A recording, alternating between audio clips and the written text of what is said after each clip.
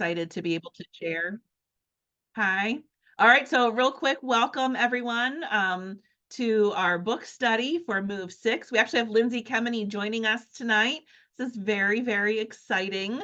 And this recording will be posted on the Wakelet that Pam Kastner has been curating for us, along with some other resources. So let's keep moving.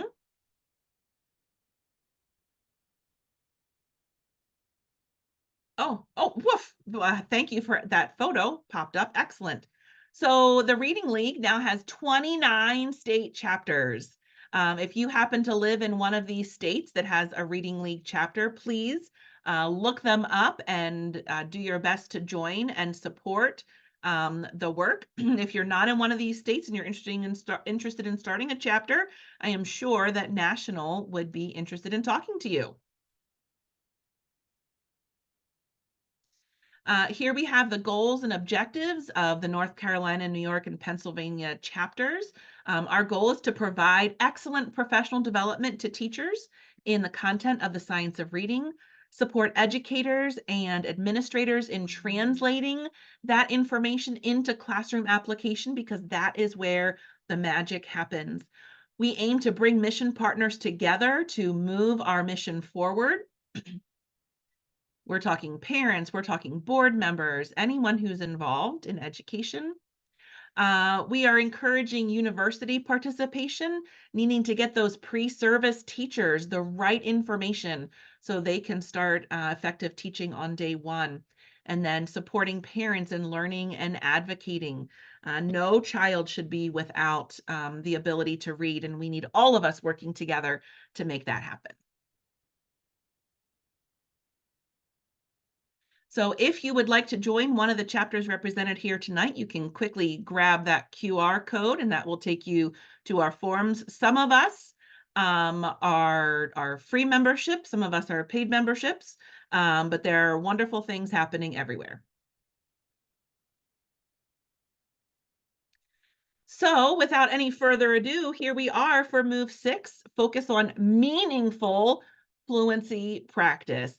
I don't know about how many of you out there, but I used to work in schools that would give everyone a fluency progress monitor, especially if they had an IEP and needed a goal. Fluency was the go-to. Everybody was doing 1-minute reads, and we had students trying to speed read through everything. And boy, have we learned a lot about what meaningful fluency practice looks like and what meaning looks like all together. So what is fluency?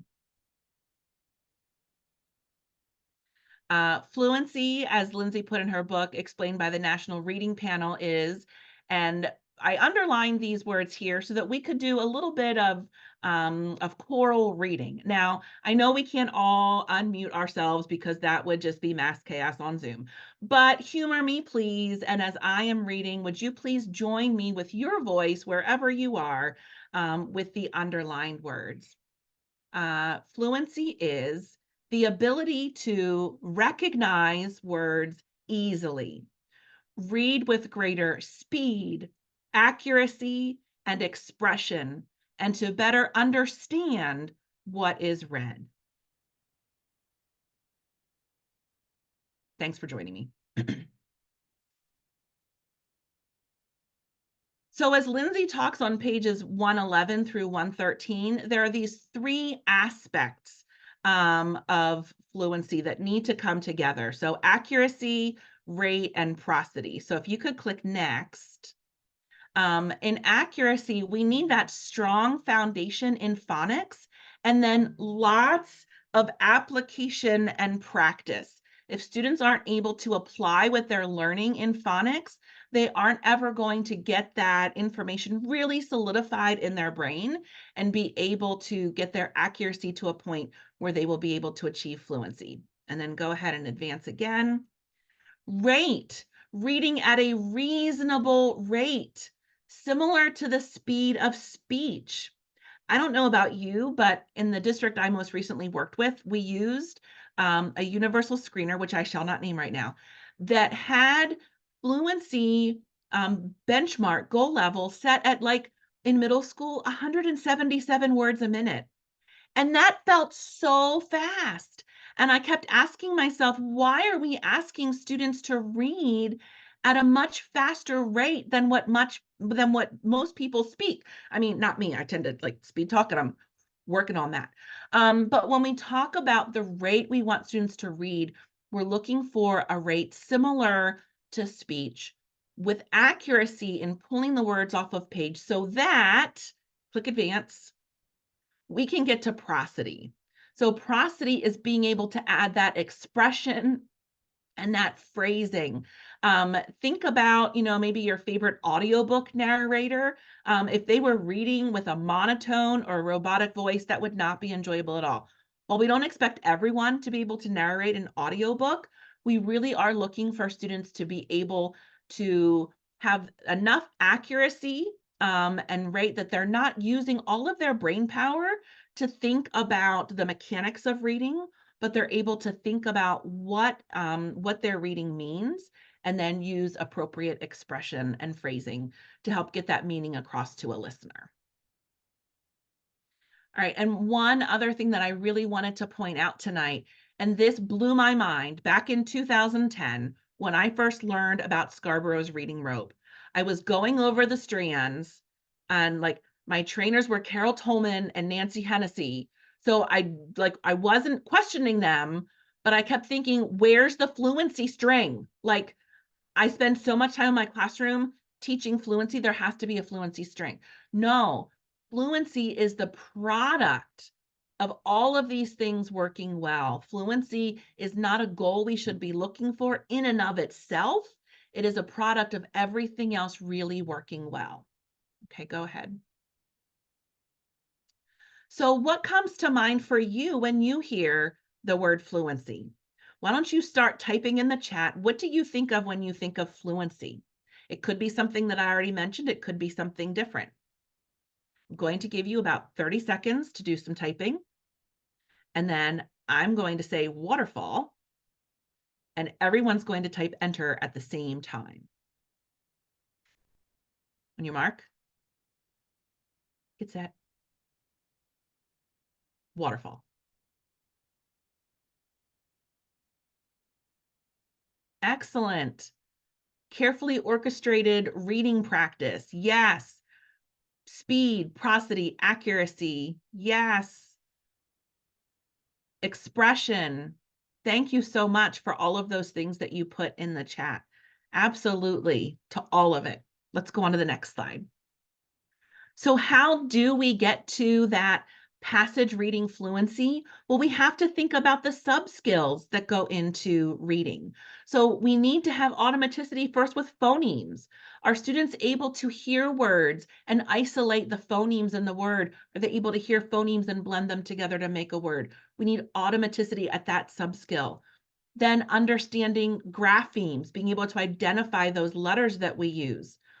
The phoneme grapheme correspondences. Can you look at the letter P and automatically, without even thinking about it, say the sound? We need automaticity at each of those, and we need accuracy at each of those levels. Then we can build upon that to words, phrases, sentences, and then finally, the skies part, the angels sing, and we have that connected text piece. But we need to be working on automaticity, accuracy in all of those areas, building up to fluency and the connected text piece. So let's look at some of those individual places. So our Reading League PA, dear friend Megan, brings to us this letter sound fluency. You can grab that QR code and that will take you to Intervention Central with letter sound fluency. Now, do we want to have our kindergarten and first grade students sitting for 30 minutes and practicing with a sheet like this? No, please don't do that. Please don't do that. That's not what we're looking at. But we are looking at reinforcing that accuracy and automaticity leading to fluency. And then let's see what we have next as an activity that you might want to use in your classroom. So Megan also brings us from the Florida Center for Reading Research, fluent phrasing. So at the bottom of this page is the entire passage, but at the top of the page, we have building the passage as we go, so that we are able to think about how the sentence builds together and what are the meaningful parts of the sentence. So this is a fun activity students could do together. Rapid word generator was something recently shared with me. If you go to that bit.ly or snap that QR code, it will actually download an Excel spreadsheet for you from Newhouse Education. And then on the front sheet, you're going to enter a list of words, and then you'll have multiple pages of those words in different orders. This is especially helpful when we're thinking about those minimal pairs. So words like pit, pat, maybe dot, the helping students to really focus in on exactly what is it that I'm looking at and being able to make those fine discriminations. So this rapid word generator is a great way to get multiple ways of practicing at the word level. Something else that we can think about is what level of support do our students need in terms of working on their fluency, right? And so on this continuum, you can consider, is this text really difficult and complex or above students' access levels? We might want to provide more support by providing teacher read aloud or like the choral read that we modeled earlier. And then we may find that we scaffold back what that support looks like and offer students a little bit less support with some repeated reading or even adding in some continuous reading within text sets as well.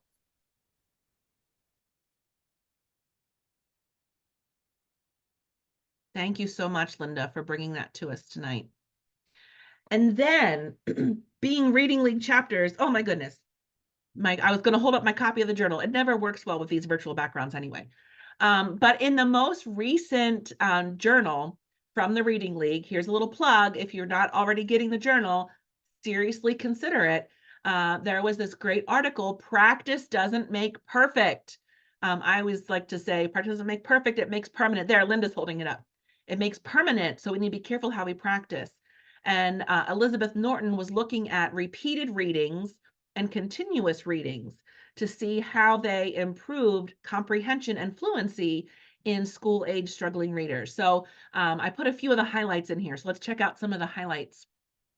In the article, she does an overview of 2 randomized control trial studies, comparing that repeated reading, so having one passage and reading that passage multiple times, often the first time or two with a more capable reader, hopefully an adult, who could give feedback and error corrections to the student. And then the student eventually goes on to do some of those repeated readings on their own, or continuous reading, where you're reading different passages.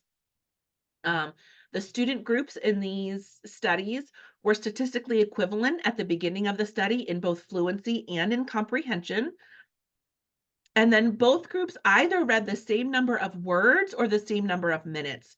So one of the studies used that minutes, and then the other one, for every time that the repeated reading group read one passage 3 times, the continuous reading group read 3 passages.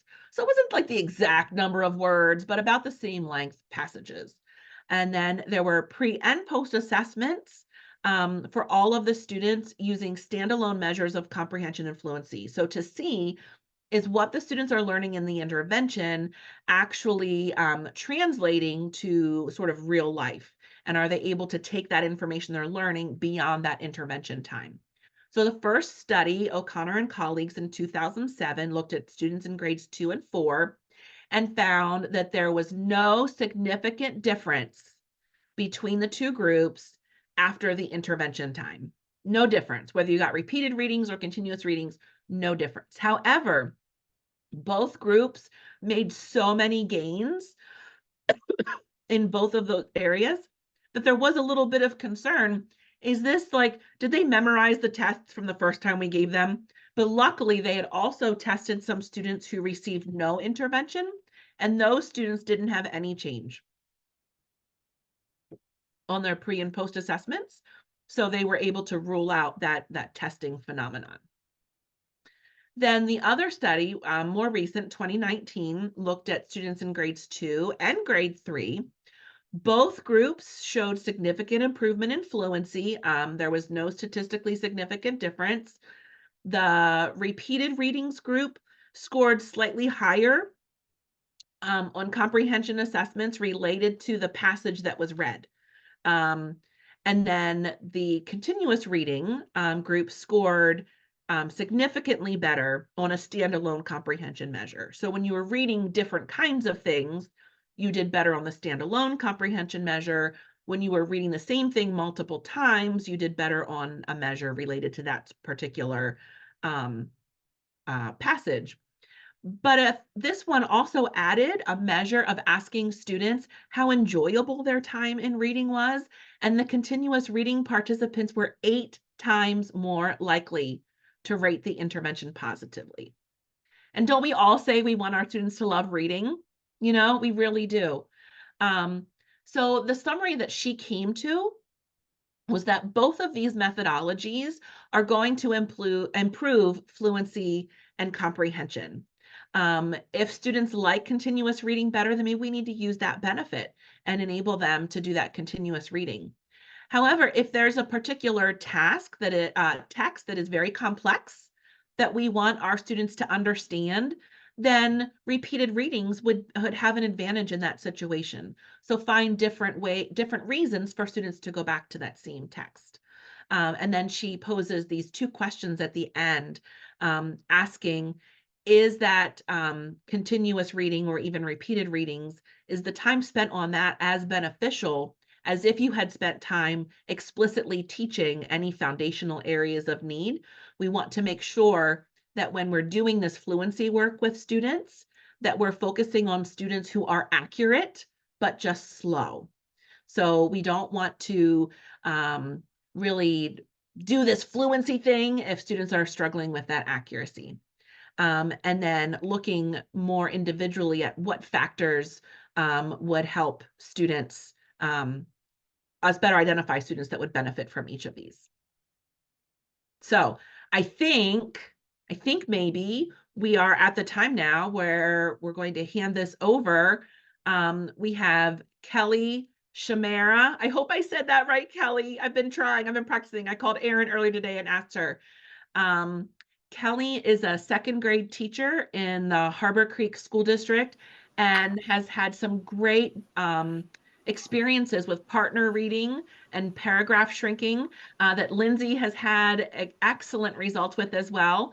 And so we invited Kelly to come and talk a bit to us tonight about her experiences. Thanks for bringing the classroom here to us in the evening, Kelly. Well, it's my pleasure. Hello, everyone. I am super excited to be part of tonight's conversation.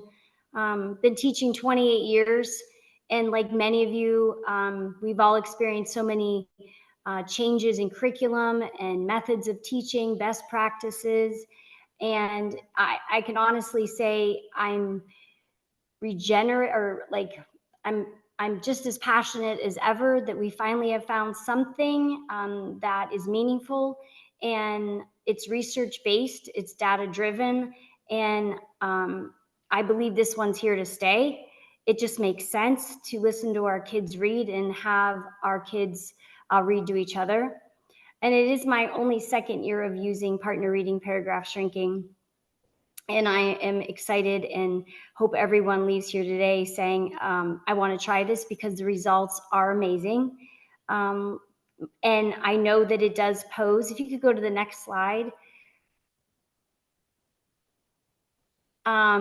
So 2022, 2023, tons of success. And then if you look at my current year, now I've only have my 2 benchmarks so far, but I started out my year with a very challenging classroom, one of my most challenging, 7 well below readers and 6 that are definitely in need of our Quest like enrichment gifted program, and then a whole bunch of kids in the middle that could go either way depending on my instruction.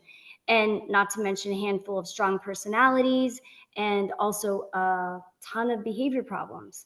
So looking at using this this intervention again this year, it was easy setting it up.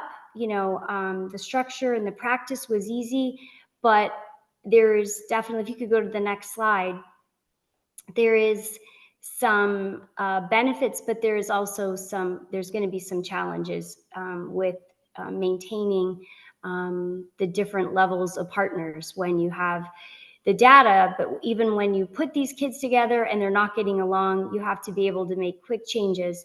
And doing that, even my highest kids are making a ton of progress, and they already came in well above.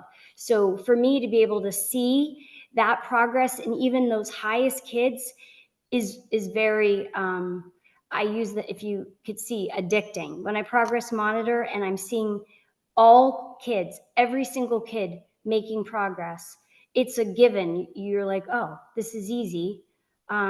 It's working, and it's something that I can use in my small group instruction, and it's all data driven. So the next slide just says basically a couple key points. There are some roadblocks, but there are lots of solutions, a lot of positive behavior. I have to definitely, keep my eye on all things. I have to meet with my partners, positive reinforce the behavior that's expected. We can't bribe our kids, but we can definitely show them the benefits of not only owning their score, look at how many words you read, look at how many words you're reading now, and just reinforce that. So it's been excellent. And my partners now this year are with me on it, and that's been great. Last year I was solo. This year I've got a team of people, and they're all saying the same thing. Wow, this is really working. And then every time we progress monitor, we're like, wow, did you look at these scores? And especially in second grade, when we're not state standard test, we're getting them ready. It's nice to have data that can really show that what we're doing is working.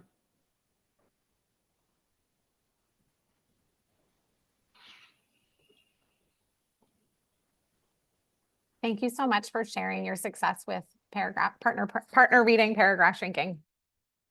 I have the pleasure of welcoming my colleague from Baltimore City Public Schools, teacher, 7th grade ELA teacher, Jair Butts. He's here to talk to us and share some videos. He is, y'all need to follow him on Twitter because he's always sharing videos of what he's doing with his middle school students in ELA, and it's just fantastic. And one of the reasons wanted to share what he's doing in his classroom is because we know that our older readers, many of them are experiencing gaps, especially with some unfinished foundational skills. And so Fluency is certainly a path forward for supporting our older readers. And I just love that he has really tapped into how powerful this can be for his students. So I'll turn it over to him, and I'll help with the videos too. Hey, so I really appreciate that. I think one of the pushes that I've really wanted to instill in my students, especially at our schools, that just because you're in middle school doesn't mean that we don't have to focus on fluency. It's part of our daily routine. So after we do our SEL connection before content and our community builder, we get right into a focus on fluency. Students have been working with the same passage for a while. I try to stick with it, honestly, for about 2 or 3 weeks, and then I might change it up.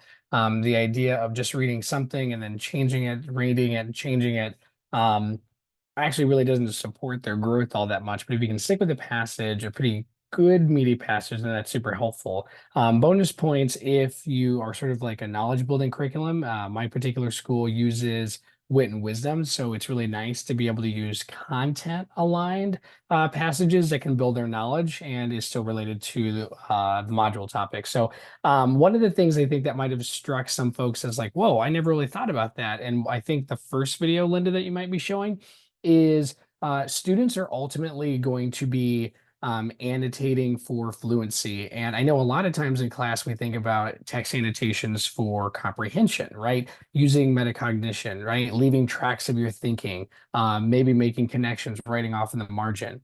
I decided, wait, what if we kind of slow this down and we think about what if we use some annotation symbols, but to help us become more fluent, to slow down. I'm not gonna lie, I'm not sure if it's this clip or the next one, but students are ultimately going to be annotating for fluency. And we're also talking about, what did you notice about Mr. K's reading, and sort of attending to those tenets of prosody, pacing, and automaticity. So with that, away we go. All right, I am crossing my fingers that I got the timing right on here. Let's see, y'all.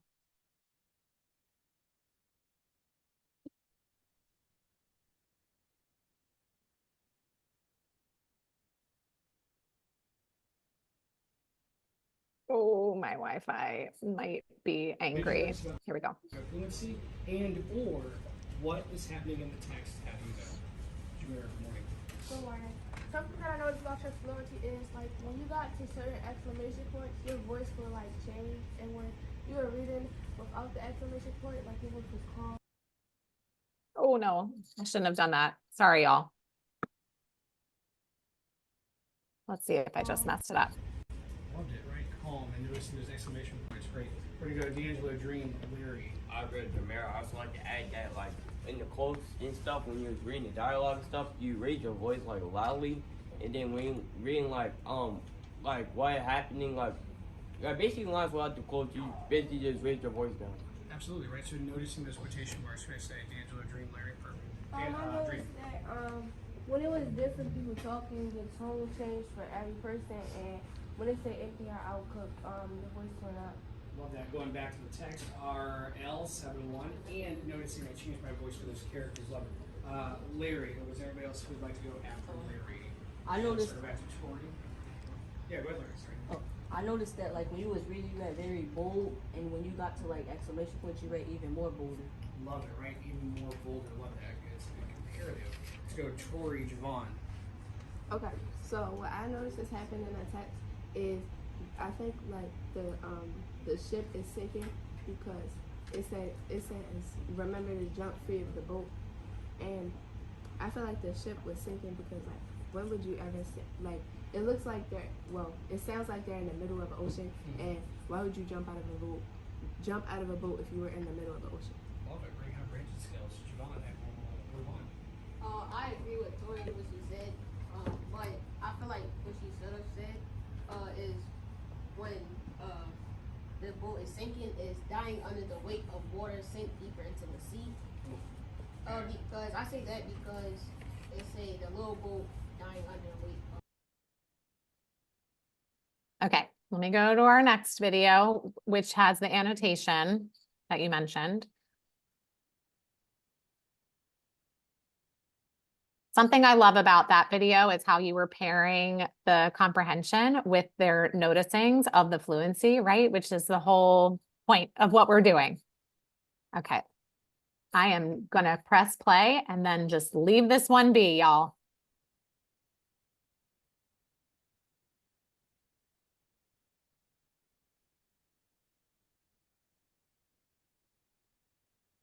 So this is directly from the text. I just chose I think actually a very first line.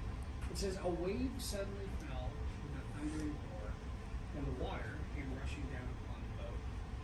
What I want you to do, because we're going to do this a couple times, this is what I would call like a teacher model. This is what your paper should look like.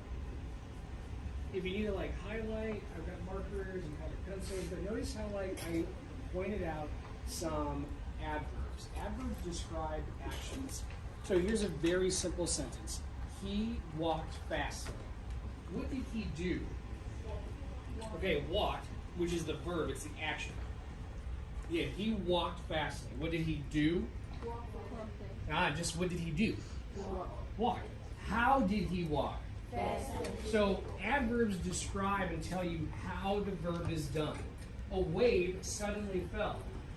Well, what did the wave do? Fall. How did the wave fall? Suddenly. The adverb. So it's important when you're looking at sentences, and I think this was Dream's last answer, so I'm so happy she was the last one to go. She was talking about word choice. You do have to pay attention to words because it's going to help you with your fluency. What do the adverbs tell you? Are the adverbs worth emphasizing? I think I heard D'Angelo earlier talking about urgency in his table group, right? When you're reading, you read with urgency based on what's happening. Notice how I have a little like half circle, like a little scoop. That scoop lets me know I'm going to say that phrase, "and the water," in one breath. I'm not pausing to take a breath. So sometimes you really need to use these symbols. Up arrows, these are the words I'm going to emphasize. So in your table groups, we're going to take one very quick minute. What do you notice about Mr. K's annotations? How will that help my fluency? Off you go. What do you notice about my annotations? How will it help? Anything you want to share about that before we continue? I really just love those moments in class. This is not a one-off lesson, just some focus on fluency lesson, that I did, and then, it's gone, sort of Casper style or whatever ghost of choice. I don't want to alienate any of them.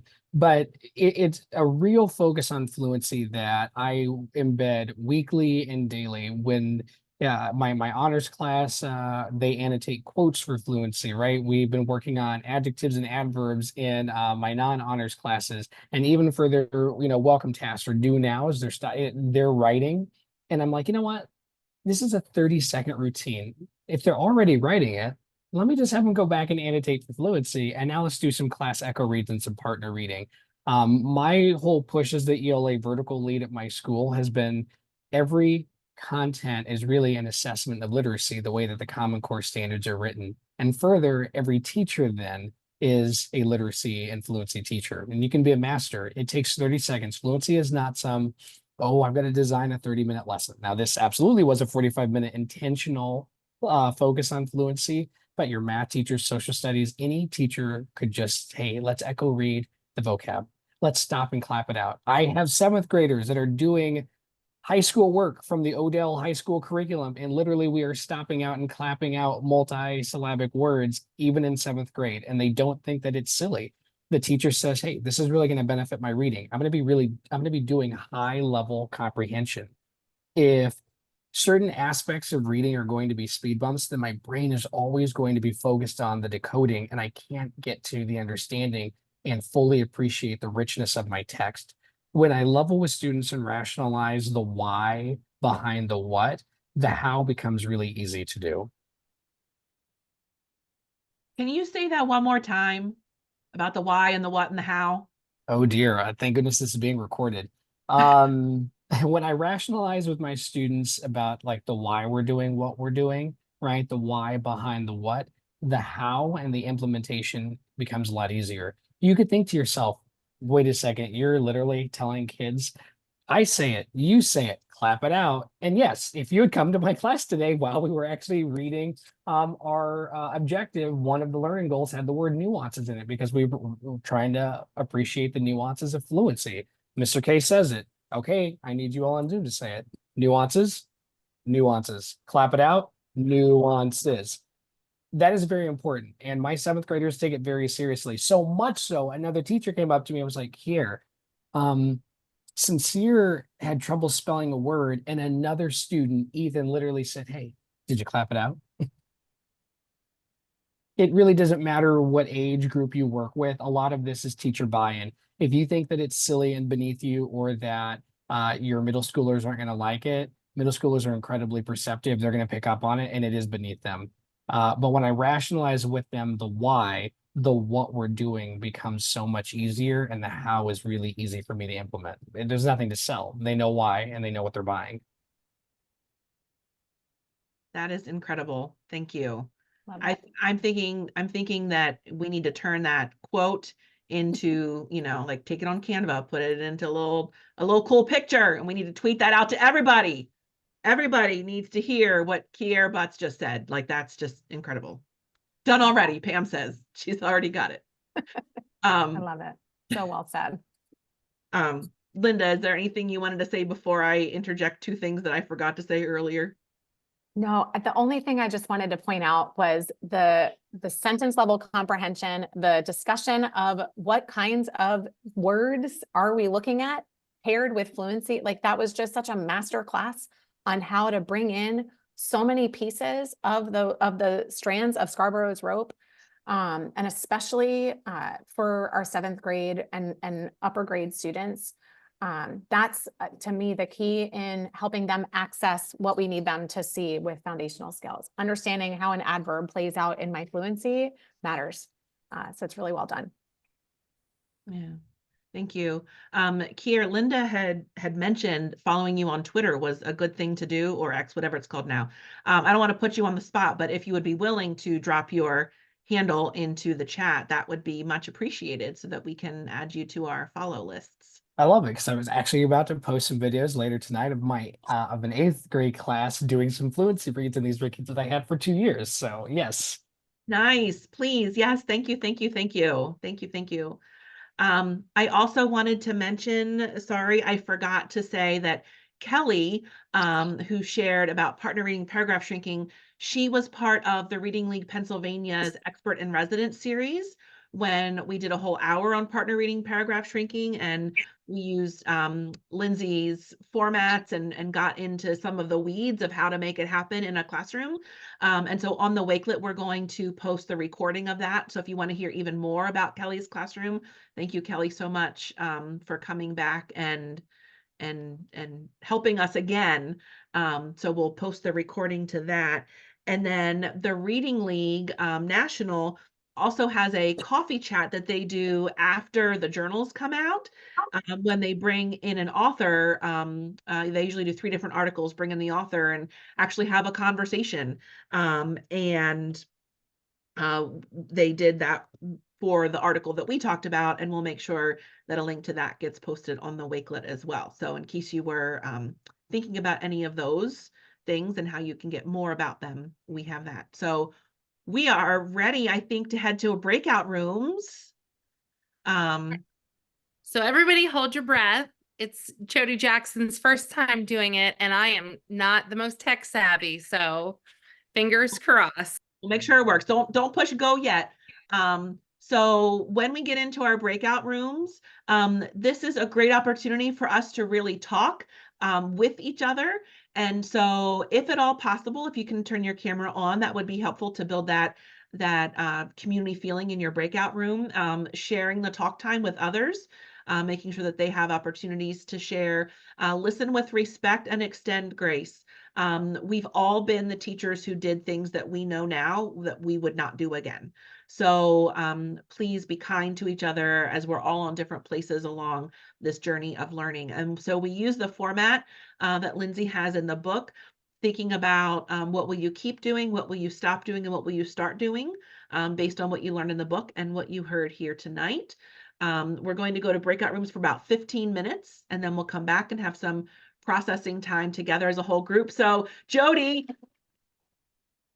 whenever you're ready. Oh, and if you don't feel comfortable going, you can stay in the main room, or if you want to come back to the main room, some people will be hanging out here in the main room. So, all right. I hit the button. I see a join now. Yay, Jody. Thank you. So Jody, did you stay out in the lobby, or did you leave someone in the lobby? There were some of our names, like I couldn't find my name, Pam's name, that didn't move to a room. Okay. I did Aaron's method of automatically assigning and then moving a board member to each thing.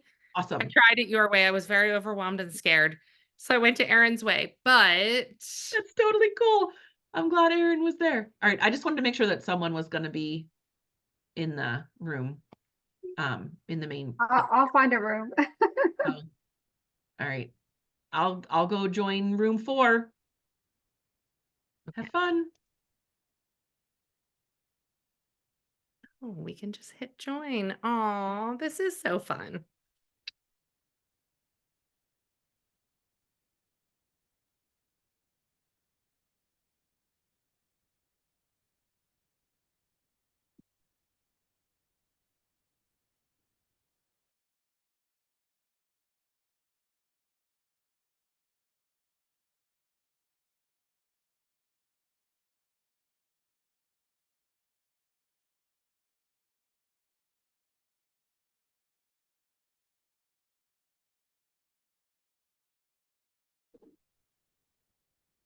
Good job, Jody. I'm gonna hop off. You guys did a great job. Thank you.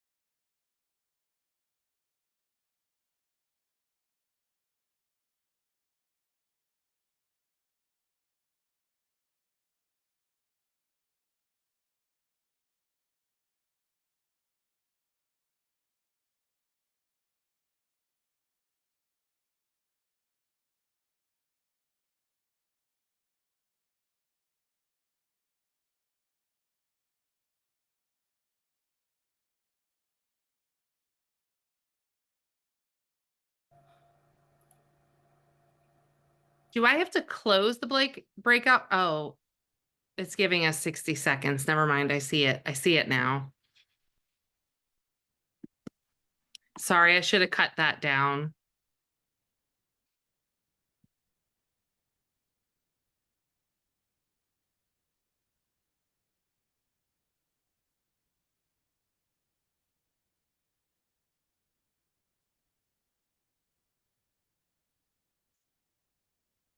Michelle, you want me to get the slides back up for us?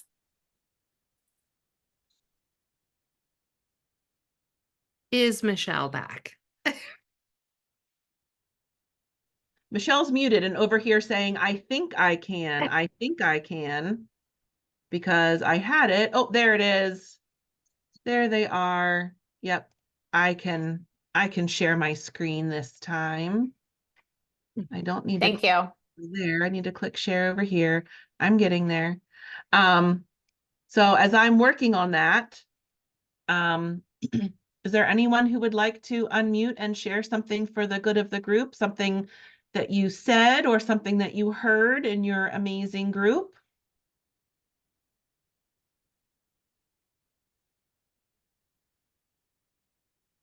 Gotta love awkward silence. I had the privilege to talk with some brave educators who are dabbling in AI and how they can use it to really tailor their lessons to both improve skills and to make learning more like relevant to their students. And I thought that was really cool. My amazing group had both of our esteemed presenters tonight. So it was really great to be able to dig deep with them. We also talked about just the importance of advocacy among staff when you have some resistant teachers. So it was a great conversation surrounding that. So thank you to our two educators that presented tonight. Awesome. And Pam added, thank you, Pam, the link to the Wakelet in the chat. You might want to grab that link. So I also added, Lindsay Kemeny did a presentation for for Patent, the Patent Literacy Symposium on partner reading paragraph shrinking. And I'll have a Wakelet that has all kinds of resources for partner reading paragraph shrinking, and that presentation's on there too. So if you want to check out Lindsay, it's a great presentation as well as others. So that's kind of, there's a Wakelet within a Wakelet. There you go. And for Pennsylvania educators, we are having a secondary literacy summit. Patent is, and so when Kaya was speaking, I was thinking, gosh, I want to make everyone aware of that too. I know our secondary educators in Pennsylvania, and I think far beyond Pennsylvania, really are looking for support with literacy. So that's May 29th at Patent Harrisburg.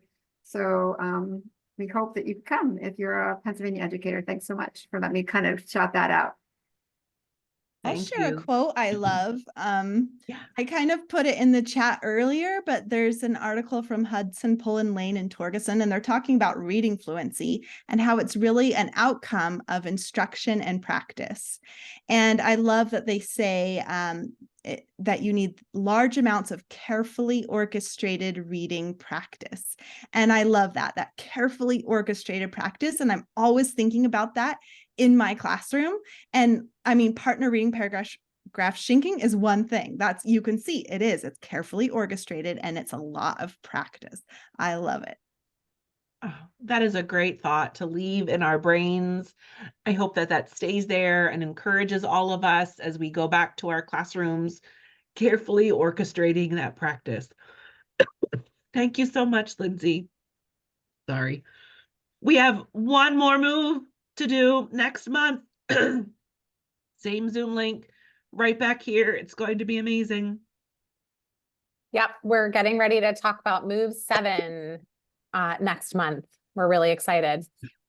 Thank you, Linda. As I'm over here coughing. Trying to help out. Thanks, I appreciate that. Other coming events, the Reading League Pennsylvania, we are headed to Planet Word. If you can Join us. We're going mobile. If you can bus trip with us, please come. If it makes more sense for you to go straight from wherever you are to Planet Word, meet us there, Saturday, June 1st. This Saturday, we're releasing the registration link. North Carolina, sorry. Yes, we are kicking off a summer book study of the Reading Comprehension Blueprint.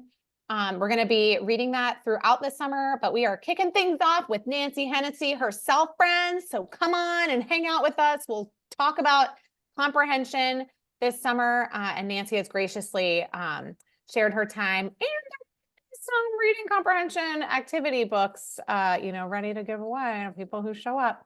We're partnering with International Dyslexia Association branch of North Carolina, and we're just really pumped to keep this work going. Everyone, it's Lynn Carpenter from New York, which is not so far away from Pennsylvania. So I hope you guys can make a little road trip and come to New York. We're having our first annual Summer Literacy Symposium with, drumroll, Dr. Linnea Airy as our keynote, which we're so excited about. The Reading League's Dr. Heidi Bevering Curry. We've got Wiley Blevins and Pam Kastner. So you can't beat that. I hope you can all make it. All right, so stay connected. North Carolina, New York, Pennsylvania. And again, consider subscribing to the Reading League Journal. Super special shout out to Lindsay Kemeny for coming tonight, to Kelly and to Kier for coming and sharing their practices with us. You all make us better teachers. Thanks to everyone for giving up your Wednesday evening. These are the grueling days of school. We're coming toward the end of the year. Thank you for all that you do. Thanks, everybody. Thanks, everybody. Have a great night. Thanks for being here. Bye. A great night. Thank you. Thank you. Good night. Thank you, Lindsay, for coming.